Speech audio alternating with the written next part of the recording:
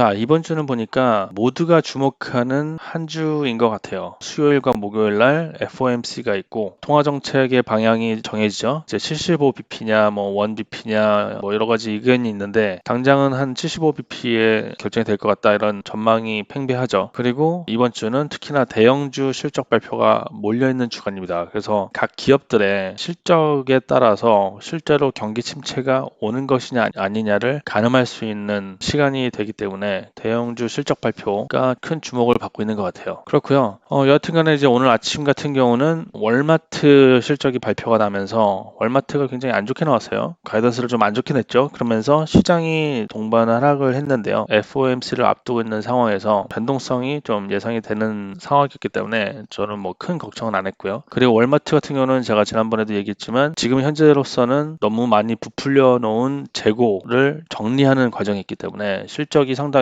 안 좋을 수밖에 없다 이런 생각을 했기 때문에 어느 정도 예정된 수순이었다고 생각을 합니다. 어쨌든 간에 이렇게 중요한 사건들이 여러 가지가 있는 상황에서 여러 가지 의견이 많은 것 같아요. 이제 앞으로 주가가 반등할 것 같다. 아니면 무슨 소리냐. 리세션이 정말로 걱정이 되면서 앞으로 더 떨어질 것이다. 하면서 여전히 시장에 대한 전망이 엇갈리고 있죠. 자, 그런데 최근에 본 되게 재밌는 게 있어가지고 제가 하나 가져왔는데요. 더 애틀레틱에서 The Everything is Weird Economy 해서 모든 것이 이상한, 모든 것이 희한한 경제 상황이다라는 글을 봤는데 블랙 포인트를 몇 가지 잡아보면은 일단 기본적으로 세 가지가 있는데 첫 번째는 지금 현재 인플레이션이 고점이냐 아니냐 이거를 얘기하는 게 있었고요. 그 다음에 아니 지금 현재 높은 물가로 사람들이 우울하다고 하는데 왜 소비는 폭발하는가에 대한 얘기가 있었습니다. 얼마 전에도 이제 소매 판매가 나왔었는데 사람들의 예상치를 깨고 좋게 나왔죠, 생각보다. 그러면서 이제 소비 절벽이 온다고 했던 것 같은데 이게 뭐냐 도대체 이런 말이 있었고요. 그 다음에 GDP가 하락하고 있는데 실업률이 왜 최저치가 나온 거지? 이런 기사가 있었어요. 그래서 요거에 대해서 좀 간략하게 얘기를 해보겠습니다. 자, 첫 번째로 지금 현재 이제 인플레이션이 피크를 찍었다 뭐 이런 말이 많이 나오고 있죠. 지난번에 6월 CPI가 발표가 났을 때 사상 최고치가 나왔어요. 9.1이 나왔는데 근데 그 소비자 물가지수인 CPI는 유가와 곡물 가격이 6월 중반 하반부터 하락하기 시작했는데 그 하락을 반영 안 했다는 거죠. 실제로 보면은 원유 가격도 크루드 오일 WTI를 보면 6월 16일 이후로 많이 떨어졌죠. 근데 6월달 CPI는 이 앞에 부분까지만 반영했기 때문에 높게 나왔다는 거예요. 그리고 소비자들이 겪는 가솔린 가격은 마찬가지로 6월 13일 이후에 고점을 찍고 떨어졌죠. 그리고 우크라이나 전쟁 뭐 이것저것 하면서 밀이라든가 이런 곡물 가격이 굉장히 높게 올라갔었는데 이것도 6월 15일 이후로 급격하게 하락을 했죠. 그리고 옥수수 가격도 6월 15일 이후에 빠르게 하락을 했습니다. 그러니까 이런 하락세가 지난 CPI에 반영이 안 됐다는 거예요. 그죠? 그리고 또 하나는 뭐냐면 요즘에 이런 인플레이션 하는 거를 1970년대랑 비교를 하는 의견들이 있는데 1970년대와 다른 거는 그 당시에는 이제 오펙이 오일 쇼크를 일으키면서 그 당시에 또 전 세계가 석유에 굉장히 의존도가 높았는데 지금은 그 정도로 의존도가 높진 않고 좀 일시적인 현상이라는 거죠. 이런 우크라이나와 러시아 간의 일시적인 현상 때문에 천연가스 가격이라든가 브렌트유 가격이라든가 아니면 밀 가격 같은 게 일시적으로 올라갔다는 거죠. 그래서 심지어 war inflation, 전쟁 인플레이션이라는 단어까지 나왔죠. 그래서 이게 다시 꺾이는 모습을 보이고 있다 이런 거죠. 자, 근데 이제 그것뿐만 아니라 이 에너지 음식 가격을 제외한 근원 CPI, core CPI도 이미 지난 3월 이후로 꾸준히 하락을 하고 있었어요. 그러니까 에너지와 곡물 가격을 반영시킨 그 CPI는 계속 올라갔지만 이 core CPI는 하락을 하고 있었다는 거죠. 그거에는 여러 가지가 있는데 일단은 최근 들어서 오늘 실적 발표를 또 했던 월마트뿐만 아니라 뭐 타겟 아니면 캡 아니면 아메리칸 이글 아니면 베드베스 앤 비욘드 이런 리테일 기업들이 공급망 혼란에 앞서서 물건을 너무 많이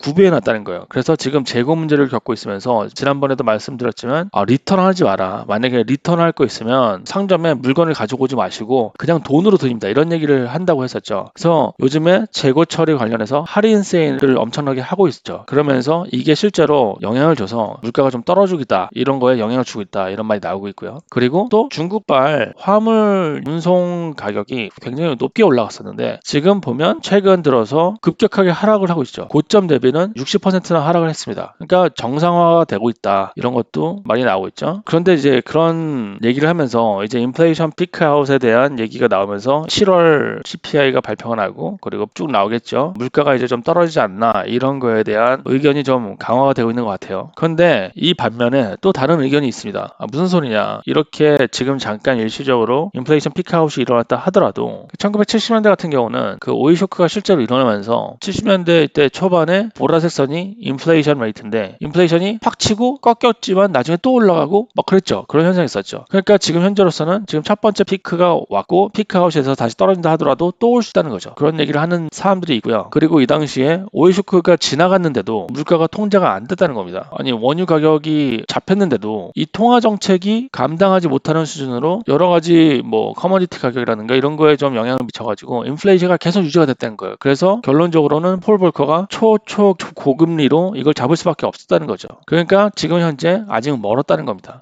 가만히 보시면은 국채금리 10년물 같은 경우는 1970년대에서 82년도에는 물가 상승률과 비슷하게 가거나 결국 마지막에는 제쳤죠. 근데 지금 현재로서는 물가 상승률과 10년 국채금리 수익률이 아직도 많이 벌어져 있다는 거예요. 그러니까 아직 인플레이션의 초기 단계라는 거죠. 그런 주장이 또 나오고 있습니다. 자, 이래서 좀 혼란스럽죠. 희한한 경제 상황이라는 겁니다. 그리고 1979년도, 1986년도나 돼서야 인플레이션이 결국 잡혔는데 이 초고금리로 인플레이션을 잡았던 대가는 무엇이냐? 바로 높은 실업률이 일어났고요. 그리고 두 번의 리세션을 겪었다는 거죠. 그러니까 이런 게 다시 또 오지 않을까 하는 우려가 일어나고 있죠. 자, 그 다음에 왜 이렇게 경제가 지금 현재 희한하냐 하는 거는 지금 소비자 심리 지수가 바닥을 찍고 있다고 지난번 영상에서 말씀을 드린 적이 있습니다. 그죠? 그러니까 결국 소비자들이 지금 현재 우울하다는 거예요. 소비자의 센티멘트, 심리를 나타내는 거기 때문에 옛날에도 소비자의 심리가 안 좋아지면 리세션, 요 해석이 다 리세션인데 리세션이 수반이 됐다는 거죠. 그러니까 지금 현재 소비자 심리 지수가 크게 떨어졌기 때문에 리세션에 대한 우려가 생기고 있는 거죠. 그런데 되게 신기한 거는 지금 현재 소비가 회복되는 양상을 보이고 있다는 겁니다. 자, 예를 들어서 이거는 TSA 체크포인트 트래블 넘버스라고 해서 미국의 비행기 탈 때 공항 검색대를 지날 때 몇 명이 지나갔냐를 체크하는 건데요. 2022년이 빨간색인데 2019년 수준으로 거의 올라왔다는 겁니다. 그리고 상당히 안 좋았던 2020년보다도 월등히 높고 그리고 작년 2021년에 비행기를 타는 수요가 좀 늘었긴 했지만 그거보다 지금 더 높게 나타나고 있죠. 그러니까 지금 소비가 코로나 이전 수준으로 회복을 해 가고 있다는 게 자료가 나오고 있습니다. 소비자는 우울하다고 그러는데 이게 무슨 말이죠? 자, 그리고 호텔을 얼마만큼 체크인하냐 봤더니 이거 역시 2022년도와 2000년에서 2020년도 중간값 수준에 머물러 있죠. 이게 어떻게 된 거죠? 소비자들은 분명히 지금 센티멘트가 굉장히 최악이라고 했는데 사람들은 비행기 타고 호텔 가고 놀러 가고 있는 거죠. 영화도 많이 봅니다. 지금 2020년, 2021년보다 상당히 많이 올라왔고요. 그리고 그 수준이 2016년에서 2019년 중간값 정도로 따라왔다 이거죠, 지금. 그러니까 결국은 사람들한테 설문조사를 해서 당신의 지금 현재 소비자 심리 상태는 어떻습니까? 라고 물어봤을 때는 힘든 것 같아요 라고 하지만 실상은 비행기 타고 호텔 가고 영화를 보고 있다는 거죠. 아니, 이게 어떻게 된 거죠? 그죠? 소비자 심리랑 반대로 가는 거잖아요 지금. 자, 그래서 이거에 대한 기사가 나왔는데 요즘 미국이 이런 추세가 강해졌다고 하더라고요. 야, 남들은 다 힘든데 나는 괜찮아 라는 거예요. 이 그림을 보시면은 자기 현재 파이낸셜 웰빙에 대한 평가를 내는 거죠. 그거가 바로 요 파란색 선이고요. 그리고 지역 이코노미 아니면 국가 경제가 각각 밑에 주황색 선과 빨간색 선으로 나와 있죠. 자, 보면은 나라를 걱정하는 게 굉장히 안 좋죠. 나라는 경제 상황이 너무 안 좋은 것 같아. 우리 동네도 우리 로컬 경제도 안 좋은 것 같아. 근데 정작 나를 물어보면 나는 괜찮은 것 같은데 라는 거예요. 이게 도대체 무슨 현상인 거죠 이게?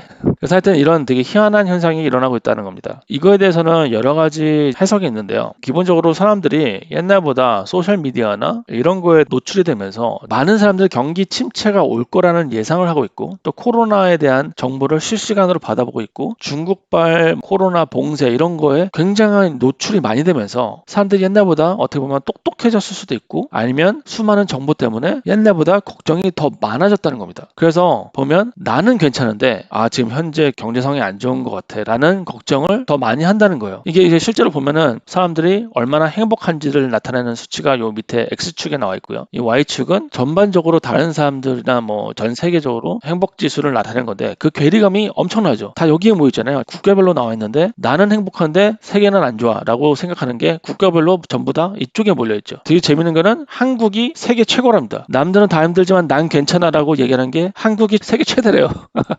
이런 트렌드가. 그래서 이런 현상이 나온 게 되게 특이하다라는 게 있고요. 자, 그리고 또 세 번째는 지금 현재 낮은 실업률을 보이고 있죠. Unemployment rate, 실업률 같은 경우는 2차 세계대전 이후에 가장 낮은 수치에서 한 0.1 정도 올라가 있는 상태에 있습니다. 지금 3.6이 나왔죠. 굉장히 지금 낮은 상태에 있는 겁니다. 근데 그 반면에 애틀랜타 연준에서 나온 GDP 나온 예상치는 2분기 연속으로 마이너스가 나오는 것을 예상을 하고 있고, 이거는 보통 통상적으로 경제학자들이 얘기하는 리세션에 대한 정의죠. 이게 반대로 가는 거죠. 되게 신기한 거는 아까 그 실업률을 보시면 실업률이 이렇게 올라갔을 때마다 리세션이 일어나는데 지금 뭐 앞으로 어떻게 될지 모르지만 굉장히 낮다는 거죠. 그러니까 이게 되게 이상하다는 거예요. 이게 제가 최근에 봤던 월스트리트 저널에서 나왔던 영상인데, 자, 제목이 왜 2022년 리세션은 예년의 리세션들과 굉장히 다른가라는 거예요. 자, 보면 역사적으로 리세션은 GDP 하락, 여기 밑에 있는 파란색 선이 GDP인데 GDP가 다 하락을 했죠. 그리고 높은 실업률, 이 빨간색 선이 실업률인데 다 올라가고 있죠. 그러니까 GDP 하락과 높은 실업률이 동시에 수반된 것이 리세션이었다는 거예요. 근데 2022년은 지금 굉장히 이상하게 돌아가고 있다는 거죠. 그죠? 만약에 사람들이 소비를 덜 하게 되면, 돈을 덜 쓰게 되면 기업들은 이익을 덜 내게 되고, 그러니까 기업은 직원들을 자르고, 직원들을 자르니까 이 사람들이 소비를 할 여력이 없어서 이게 계속 악순환이 일어난다는 건데, 그러니까 GDP가 하락하면 높은 실업률이 일어나고, 높은 실업률이 일어나면 GDP가 하락을 한다는 거죠. 그런데 지금 현재로서는 기업들의 이익 마진이 굉장히 높은 상태에 있다는 거예요. 지금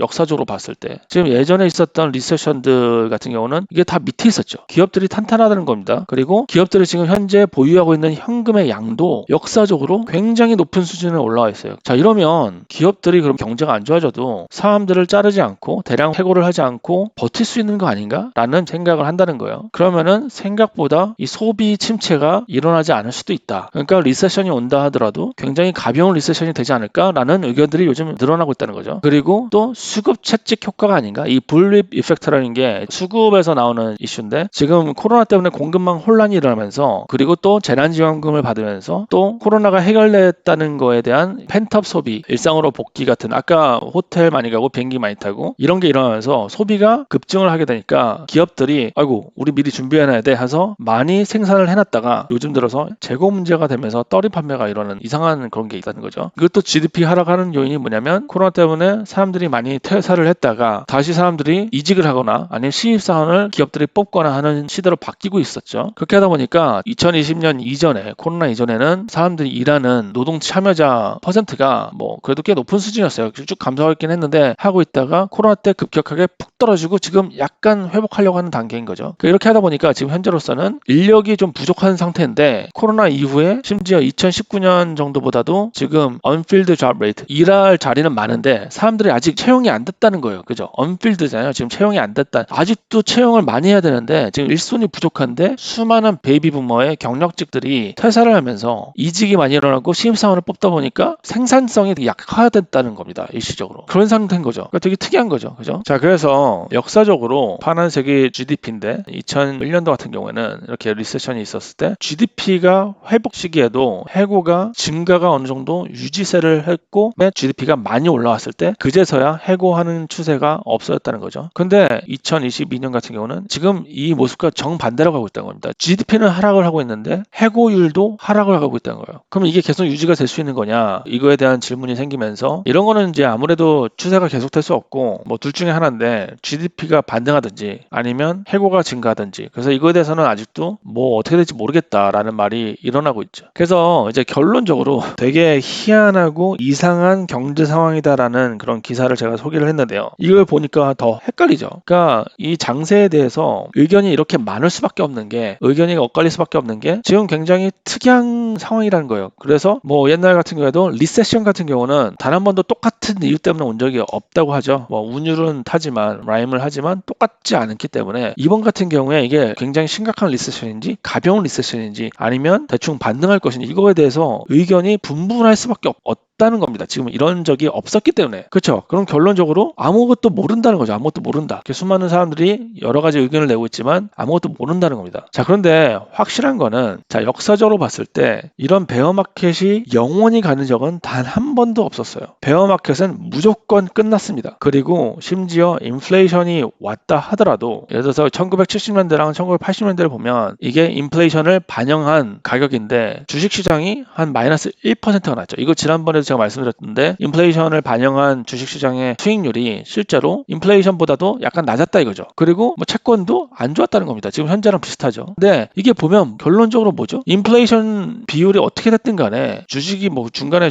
좋을 때도 있는데 결론적으로 이 자산들은 하락폭이 인플레이션율에 비해서 별로 이렇게 크지가 않았다는 거예요. 그죠? 인플레이션이 높았을 때 마이너스 1%, 마이너스 3% 이 정도밖에 안 됐다는 거죠. 그러니까 결론적으로 인플레이션이 오든 말든 경기 침체가 일어나든 말든 이런 주식이나 채권이나 부동산 같은 자산에다가 투자를 하면 결국엔 해지 효과가 있었다는 겁니다. 반면에 현금의 구매력은 어떻게 되죠? 현금의 구매력은 지금 역사적으로 계속 하락을 했죠. 1970년대, 1980년대는 하락세가 더 급격하게 일어났죠. 인플레이션의 시기가 오면 현금의 가치가 더 급격하게 떨어진다는 거죠. 자, 결론은 그러니까 현금을 자산으로 사자는 거고요. 그리고 지금 현재 변동성이 굉장히 크다 하더라도 여기 그림을 보시면 주식과 채권과 T빌에 관련된 변동성 플러스 마이너스를 얼마만큼 보였냐에 따라서 1802년부터 2021년까지 나타낸 건데 1년 갖고 있으면 플러스가 많이 날 수도 있지만 마이너스도 크게 날 수가 있죠. 그런데 이게 결론적으로 30년까지 가면 주식을 보유했을 때 손실을 본 적은 단 한 번도 없다는 겁니다. 그죠? 결론적으로는 워렌 버핏이 한 말이 시장이 10년간 닫힌다 해도 투자 종목이나 어떤 자산을 갖고 있을 때 무조건 100% 행복한 것을 들고 있어라 라는 말을 했잖아요. 자, 이렇게 좀 변동성이 심화되고 한치 앞을 모르겠는 상황에서는 갖고 있을 때 100% 행복할 수 있는 그런 거를 들고 있으면서 투자 자체의 행위를 즐겁게 해야 된다는 생각을 해봤습니다. When your time comes, don't postpone it. When others down and out, you don't condone it.